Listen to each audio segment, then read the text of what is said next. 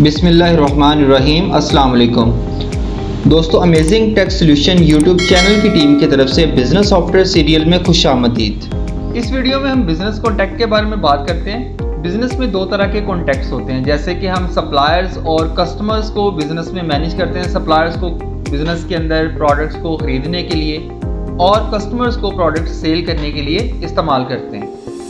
Business software में सबसे पहले कॉन्टैक्ट्स को ऐड किया जाता है ताकि हम अपने बिजनेस में प्रोडक्ट्स को खरीद कर बेच सकें। तो चलिए दोस्तों, अब हम अपने कंप्यूटर की स्क्रीन पर चलते हैं और देखते हैं कि बिजनेस सॉफ्टवेयर में किस तरह से कॉन्टैक्ट्स को मैनेज किया जाता है।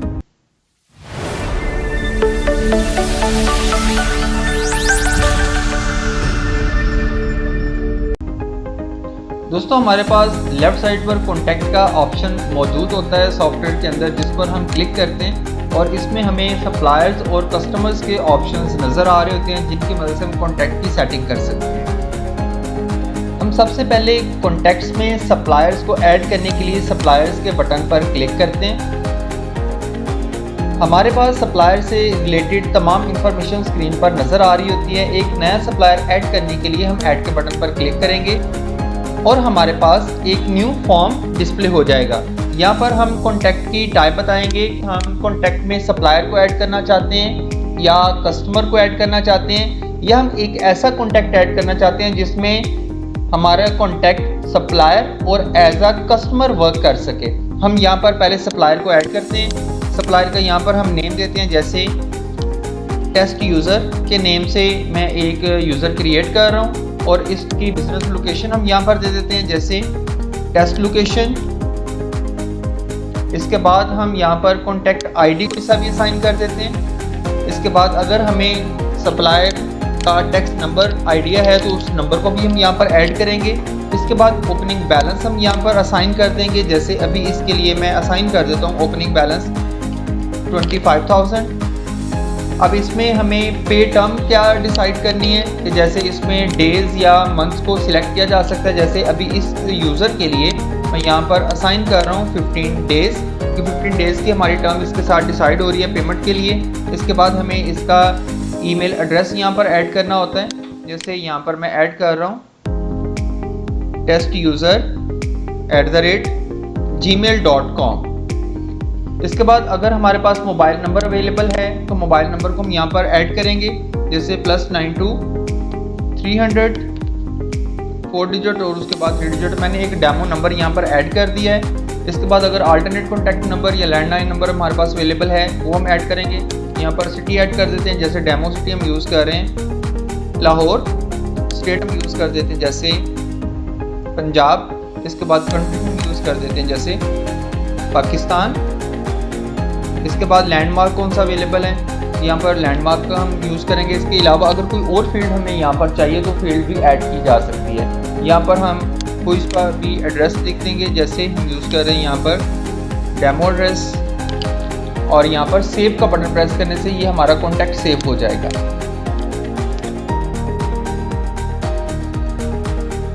दोस्तों, हमने यहाँ पर एक टेस्ट यूज़र के नाम से यूज़र क्रिएट किया। हमारे पास पहले बहुत से सप्लायर्स की लिस्ट मौजूद है। इस लिस्ट में हमारे पास जो यूज़र भी क्रिएट किया है हमने टेस्ट यूज़र के नाम से, वो भी अवेलेबल है। अगर हमें बहुत सारी लिस्ट हमने क्रिएट की हुई है और हमें यहाँ पर सर्च करना है तो हम यहाँ पर सर्च कर सकते हैं। जैसे मैं टेस्ट अभी टाइप कर रहा हूँ तो हमें सिस्टम शो करवा रहा है कि टेस्ट यूज़र के नाम से एक यूज़र अवेलेबल है, जिसकी बिजनेस का नेम ये है, ईमेल ये है, इसका टेक्स्ट नंबर ये है, पार्टी के साथ पेमेंट क्या डिस्कस नहीं हुई है, इसके बाद ओपनिंग बैलेंस क्या है। ये तमाम इन्फॉर्मेशन जो हमने ऐड किया वो यहाँ पर हमारे पास अवेलेबल है। इसके बाद हम देखते हैं कि हमारे पास ये जो कॉन्टैक्ट है इसको हमने सप्लायर के तौर पर यूज़ किया है। तो हमारे पास सप्लायर से हम कुछ चीज़ें बिज़नेस के लिए ख़रीद रहे होते हैं। हम यहाँ पर परचेजेस में चलते हैं और यहाँ पर यूज़ करते हैं ऐड परचेजेस। सप्लायर को यहाँ पर देखते हैं कि यहाँ पर अवेलेबल है क्या, इससे हम कुछ बाय कर सकते हैं। जैसे हमने यूज़ किया था टेस्ट के नाम से, तो टेस्ट यूज़र हमारे पास अवेलेबल है। टेस्ट यूज़र से हम कुछ भी बाय कर सकते हैं। यहाँ पर हमें रेफरेंस नंबर दे के फिर यहाँ पर जो भी प्रोडक्ट उससे हमने बाय करनी है वो यहाँ पर बाय कर सकते हैं। अब मज़ीद हम देखते हैं, इस चीज़ को चेक करते हैं कि क्या जो हमारे पास कस्टमर लेते हैं, बाइंग करते हैं, चीज़ों को ख़रीदते हैं, क्या उसमें भी हमारे पास ये कॉन्टैक्ट अवेलेबल है। तो हम चलते हैं POS के अंदर, यहाँ पर हम देखते हैं, चेक करते हैं कि ये हमारे पास कस्टमर अब अवेलेबल है क्या। टेस्ट के नाम से देखते हैं, टेस्ट यूज़र सर्चिंग की जा रही है। तो टेस्ट अभी मैंने लिखा तो अवेलेबल नहीं है। अगर मैं टेस्ट यूज़र का नेम पूरा यहाँ पर टाइप कर देता हूँ तो फिर भी वो अवेलेबल नहीं है। इसका मतलब ये है कि ये यहाँ पर हमारे पास एक सप्लायर के तौर पर काम कर रहा है, ये हमारा कस्टमर नहीं है। सप्लायर में ये हमारे पास अवेलेबल है। हम बैक मूव करते हैं, दोबारा से हम यूज़र मैनेजमेंट में जा रहे हैं। यहाँ पर अभी जो कॉन्टैक्ट मैनेजमेंट के अंदर हमारे पास सप्लायर्स हैं, सप्लायर की लिस्ट हमारे पास देखें डिस्प्ले हो रही है। यहाँ पर हमने एक टेस्ट के नाम से यूज़ किया था यूज़र, इसका हम एक्शन लेते हैं। एक्शन में आके इसको हम एडिट कर लें। देखिए पहले हमारे पास ये कॉन्टैक्ट एक सप्लायर के तौर पर यूज़ हो रहा था, अभी इसको मैं चेंज कर देता हूँ, इसका स्टेटस चेंज कर देता हूँ, कॉन्टैक्ट को एज आ कस्टमर ले रहे हैं। कस्टमर बनाने से इसके साथ हमारे पास ये ऑप्शन भी जाहिर हो रहा है कि क्या इसको किसी ग्रुप में ऐड करना है या इसको मज़ीद क्रेडिट की लिमिट क्या देनी है। हमारे पास पहले से कुछ ग्रुप अवेलेबल हैं कस्टमर के लिए, जैसे यहाँ पर मैं एक डमी ग्रुप को यहाँ पर असाइन कर रहा हूँ और इसको क्रेडिट की लिमिट कितनी देनी है कि कितनी लिमिट तक ये हमारे से चीज़ों को ख़रीद सकता है क्रेडिट बेस पर। इसको हम कुछ लिमिट असाइन कर देते हैं और यहाँ पर हम अपडेट कर देते हैं।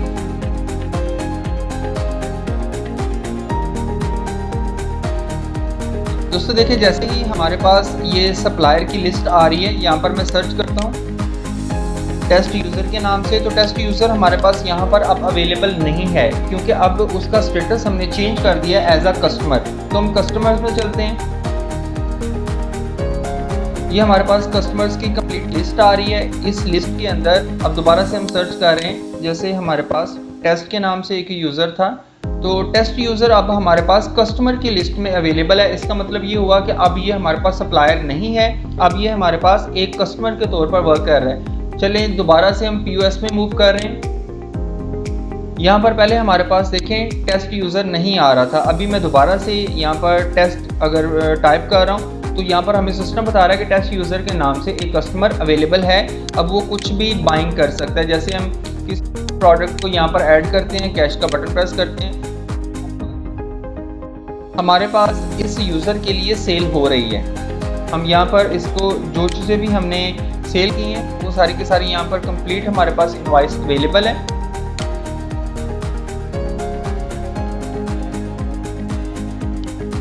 हम दोबारा से वापस चलते हैं अपनी मेन स्क्रीन पर। यहाँ पर हम अपने कॉन्टैक्ट्स को दोबारा से देखते हैं कि हमारे पास अब ये एक कस्टमर था जिसका नाम आ रहा था हमारे पास टेस्ट यूज़र के नाम से। तो टेस्ट पर मैं दोबारा से सर्च करता हूँ, ये हमारे पास टेस्ट यूज़र आ रहा है। इस यूज़र को अब हमने सप्लायर और कस्टमर दोनों के लिए यूज़ करना है। तो हम यहाँ पर एक्शन पर दोबारा से मूव करेंगे और इस यूज़र के डाटा को एडिट कर देंगे।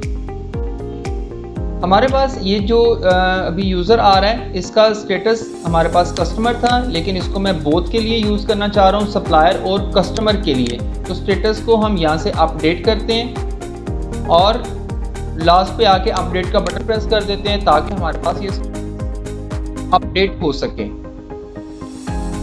दोस्तों अभी दोबारा से मैं सप्लायर्स में मूव करता हूँ और देखते हैं कि क्या हमारे पास यहाँ पर टेस्ट यूज़र के नाम से यूज़र अवेलेबल है। तो एग्जैक्टली हमारे पास टेस्ट यूज़र हम अवेलेबल है। इसी तरह से क्या कस्टमर की लिस्ट में भी ये मौजूद है, कस्टमर पर क्लिक करते हैं, यहाँ पर सर्च कर लेते हैं टेस्ट के नाम से टेस्ट यूज़र, तो हमारे पास कस्टमर की लिस्ट में भी ये यूज़र अब मौजूद है। इस यूज़र से अब हम चीज़ों को बाय भी कर सकते हैं और इससे हम सेल भी कर सकते हैं, क्योंकि अब ये यूज़र का जो स्टेटस है वो हमारे पास आ रहा है कि ये कस्टमर के तौर पर भी काम कर सकता है हमारे पास और सप्लायर के तौर पर भी काम कर सकता है। इसी तरह से अगर हम इस यूज़र का स्टेटस डीएक्टिवेट कर देते हैं, देखिए हमारे पास ये यूज़र अब डीएक्टिवेट हो चुका है। अगर मैं तमाम यूज़र्स की लिस्ट को चेक करूं तो हमारे पास पहले से भी एक यूज़र डीएक्टिवेट आ रहा है जिसको हम ये चाह रहे हैं कि हम अपने बिज़नेस के अंदर अलाउ नहीं करेंगे सेलिंग के लिए या बाइंग के लिए। तो हमारे पास कस्टमर है या सप्लायर है, उनके स्टेटस को हम एक्टिव या इनएक्टिव कर सकते हैं। हमारे पास देखें अभी ये एक यूज़र आ रहा था टेस्ट यूज़र के नाम से, तो दोस्तों ये जो टेस्ट यूज़र है इसको हमने इनएक्टिव कर दिया ताकि ये बिज़नेस के अंदर कोई भी बाइंग या सेलिंग नहीं कर सकता है। तो इसको प्रॉपर हम टेस्ट करते हैं कि क्या यूज़र ये अभी वर्क कर रहा है। ये हमारे पास देखें दोनों तरह से काम कर सकता है, सप्लायर भी और कस्टमर भी। इसको हमने अभी कस्टमर के तौर पर इनएक्टिव कर दिया है। तो दोबारा से हम चलते हैं POS के अंदर और यहाँ पर सर्च कर लेते हैं यूज़र का नाम। जैसे इसका नाम था टेस्ट यूज़र, तो टेस्ट यूज़र को हमने ब्लॉक किया हुआ है, इनएक्टिव किया हुआ है। तो ये यूज़र अब कोई भी शॉपिंग नहीं कर सकता इस यूज़र को, क्योंकि हम पहले से ब्लॉक कर चुके हैं। हम वापस चलते हैं, इसी तरह से मूव करते हैं कॉन्टैक्ट मैनेजमेंट के अंदर और चेक करते हैं हम अपने कस्टमर्स की लिस्ट को। और इस लिस्ट के अंदर जो हमारे पास टेस्ट के नाम से यूज़र मौजूद है, इसका एक्शन दोबारा से हम एक्टिव कर देते हैं और POS स्क्रीन पर फिर से चलते हैं। यहाँ पर अभी फिर से इसको हम सर्च कर रहे हैं कि जैसे टेस्ट के नाम से यूज़र अवेलेबल था, तो टेस्ट यूज़र अब हमारे पास एक्टिव आ रहा है और इस यूज़र को हम अब सेलिंग कर सकते हैं। ये प्रॉपर हमारा यूज़र वर्क करेगा। जैसे कोई सी भी प्रोडक्ट हम यहाँ से सिलेक्ट कर लेते हैं, कैश का बटन प्रेस करने पर इसको प्रॉपर कर सकते हैं। दोस्तों हमने बड़ी आसानी से अपने कॉन्टैक्ट को मैनेज किया। हम अपने कॉन्टैक्ट का स्टेटस भी चेंज कर सकते हैं, एक न्यू कॉन्टैक्ट भी ऐड कर सकते हैं। हमारे पास कॉन्टैक्ट्स में सप्लायर्स आ रहे हैं, कस्टमर्स आ रहे हैं और इसके अलावा हमारे पास कस्टमर्स का एक ग्रुप मौजूद है। कस्टमर ग्रुप पर क्लिक करते हुए हम अपने कस्टमर्स के कुछ ग्रुप भी क्रिएट कर सकते हैं। जैसा कि हम यहाँ पर अपने कस्टमर्स के लिए एक ग्रुप क्रिएट करते हैं, ऐड का बटन क्लिक कर देते हैं और यहाँ पर मैं एक टेस्ट ग्रुप के नाम से एक ग्रुप क्रिएट कर देता हूँ और इस ग्रुप को हम अब यहाँ पर कुछ परसेंटेज असाइन कर देते हैं कि जैसे अगर हमारी प्रोडक्ट की जो भी प्राइस होगी उसमें से माइनस कर देते हैं हम इनको 5%, कि जो हमारे पास इस ग्रुप के लोग होंगे उनको एक्चुअल प्राइस का 5% हमने डिस्काउंट देना है। तो सेव कर देते हैं। दोस्तों अब दोबारा से हम चलते हैं अपने कस्टमर्स में और हमारे पास यहाँ पर आ रहा था टेस्ट यूज़र के नाम से ये कस्टमर। इसको हम दोबारा से एक्शन पर चलते हैं और इसको हम यहाँ से एडिट कर लेते हैं। अब यहाँ पर हमारे पास कस्टमर का एक ग्रुप आ रहा है कि कौन से कस्टमर को हमने यूज़ करना है। जैसे टेस्ट ग्रुप को मैं इस कस्टमर को टेस्ट ग्रुप के ग्रुप में ऐड कर देता हूँ ताकि जैसे ही ये पर्सन शॉपिंग करे तो इसको 5% डिस्काउंट मिल सके। तो हम यहाँ पर इसको अपडेट कर देते हैं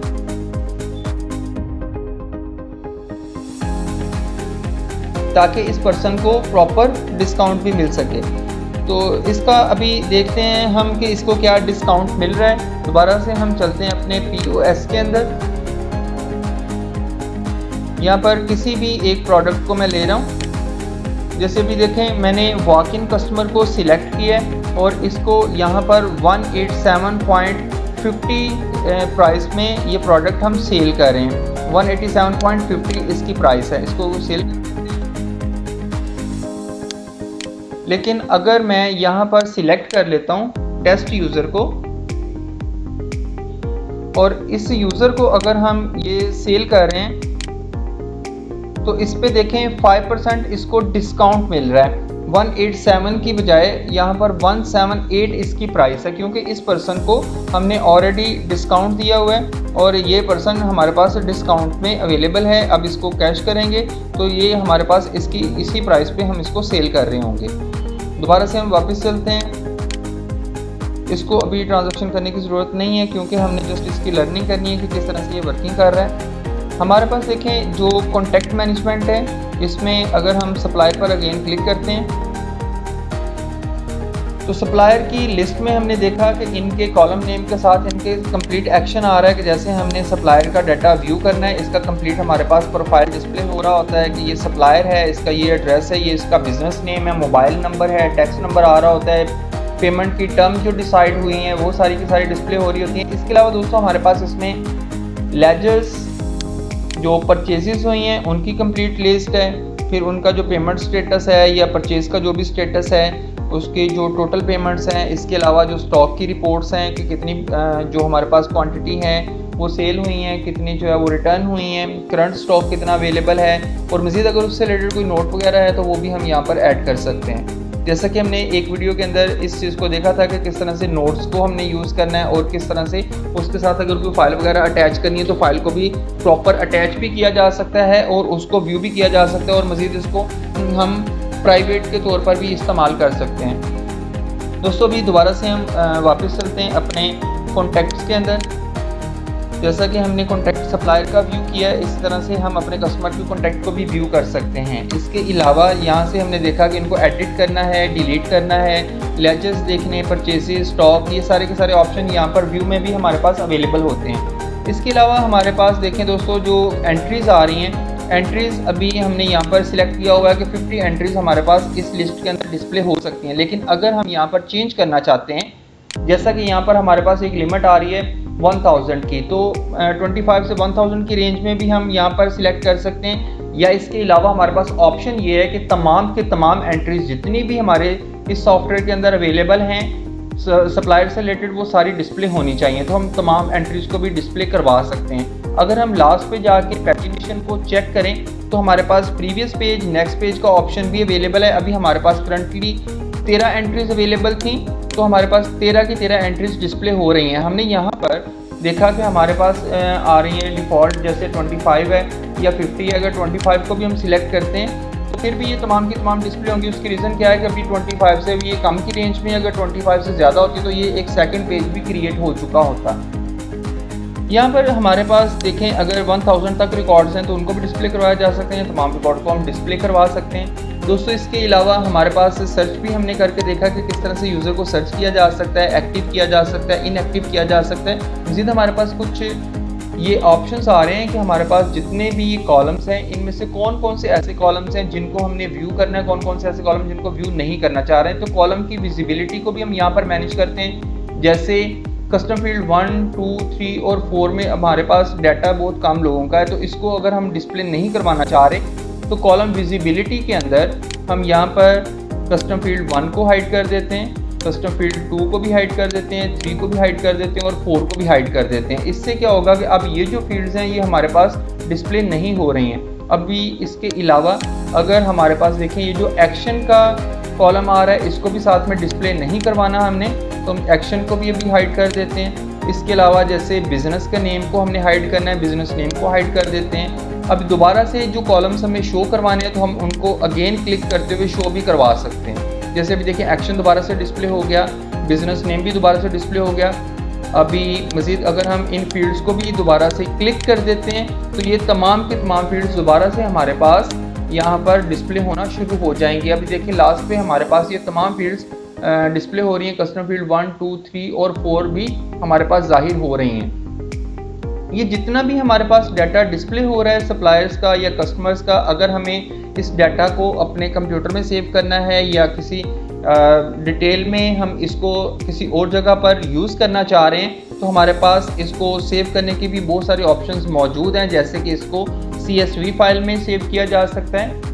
एक्सेल की फ़ाइल पर हम क्लिक कर देते हैं, जैसे एक्सेल की फ़ाइल में हम इसको स्टोर कर लेते हैं अपनी किसी एक डायरेक्टरी के अंदर। इसके अलावा हम इसका डायरेक्ट प्रिंट भी ले सकते हैं। ये हमारे पास देखें कंप्लीट डिटेल में प्रिंट आ रहा है। हम यहाँ पर प्रिंटर को सिलेक्ट करेंगे, इसका प्रिंट भी कर सकते हैं। इसके अलावा हमारे पास अगर PDF को हमने एक्सपोर्ट करना है, PDF में इसको सेव करना है, तो हम यहाँ पर ये देखें डेस्कटॉप पे सेव कर लेते हैं। जैसे ये हमारे पास फाइल आ रही है PDF में, हम सेव का बटन प्रेस करेंगे तो हमारे पास ये फाइल भी सेव हो जाएगी। अब देखिए अगर हमने एक्सेल की फ़ाइल को पहले सेव किया तो एक्सेल की फ़ाइल को हम यहाँ पर क्लिक करते हुए ओपन करते हैं, देखते हैं कि क्या एक्सेल की शीट में हमारे पास ये तमाम डाटा अवेलेबल है। तो डेफिनेटली देखें दोस्तों हमारे पास जितना भी डाटा था हमारे सप्लायर्स का वो तमाम का तमाम डाटा हमारे पास एक्सेल की शीट में भी एक्सपोर्ट हो चुका है। इसमें अगर हमें कुछ चेंज करना है तो हम चेंज भी कर सकते हैं।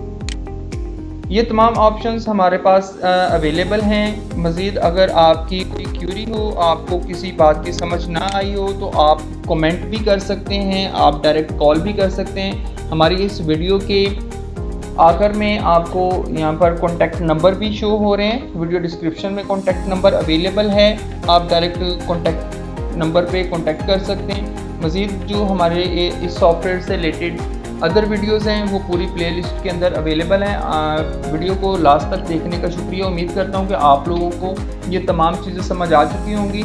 मज़ीद अगर किसी तरह का भी आपका कोई भी क्वेश्चन तो आप लाजमी कमेंट भी कर सकते हैं वीडियो के नीचे, और कॉन्टैक्ट नंबर पर कॉल भी कर सकते हैं। वीडियो को लास्ट तक देखने का शुक्रिया जी। अल्लाह हाफ़िज़।